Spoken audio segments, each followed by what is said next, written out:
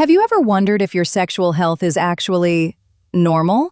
Or maybe you've wondered why your intimacy with your partner doesn't look anything like it used to.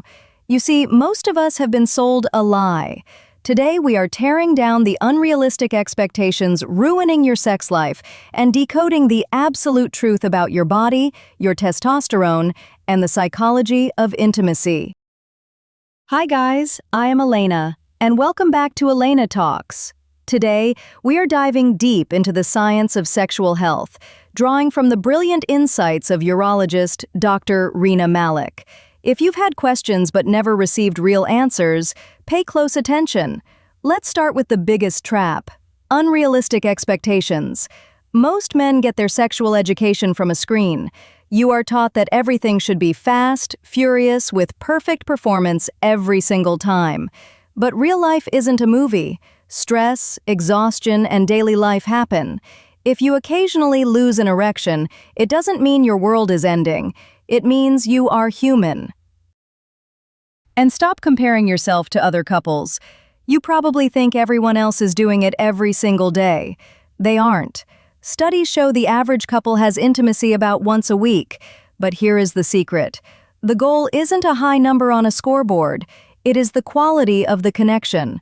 A powerful, connected session once a month is infinitely better than a disconnected, forced routine. Now, let's talk about women. Gentlemen, listen closely. If she is experiencing pain during intimacy, that is not normal. Women's bodies do not operate like a light switch. Science shows it takes a woman about 18 to 20 minutes of foreplay. Touch, connection, and psychological safety. This is needed before her body is fully prepared. Give her that time. When you rush, you ruin the magic. But how do you fix these issues?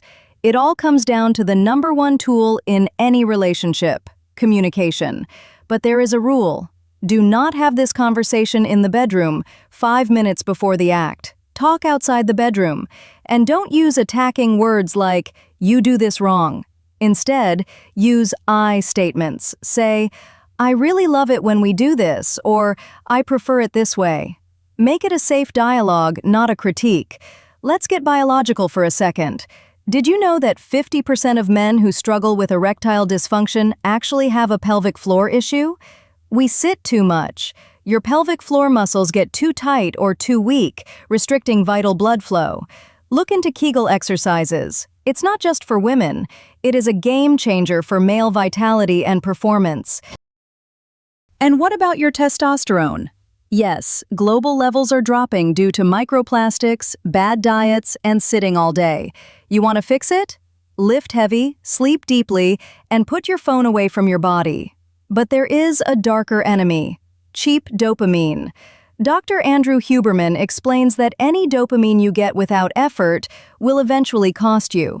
This is why porn is so destructive, especially for young men. Why face the fear of rejection, build confidence, and talk to a real woman when you can just click a screen? It gives you unearned pleasure, ruins your expectations, and kills your natural drive to conquer and connect in the real world. As for masturbation, if it is stopping you from pursuing real women or building your life, you need to stop. Before we finish, here is a fact many men ignore. 85% of women need clitoral stimulation to reach orgasm. Penetration alone usually isn't enough. Learn how her body works, pay attention to her needs, and you will become unforgettable in her life. Your body keeps the score. If you have unhealed trauma, your body will tighten up and your intimacy will suffer. Don't be ashamed to seek help. Sexual health is overall health. Stop chasing fake cinematic standards, start communicating, and protect your mind from cheap dopamine. If you are ready to take control of your life and relationships, drop the word power in the comments below. Stay confident, own your journey, and I'll see you in the next masterclass.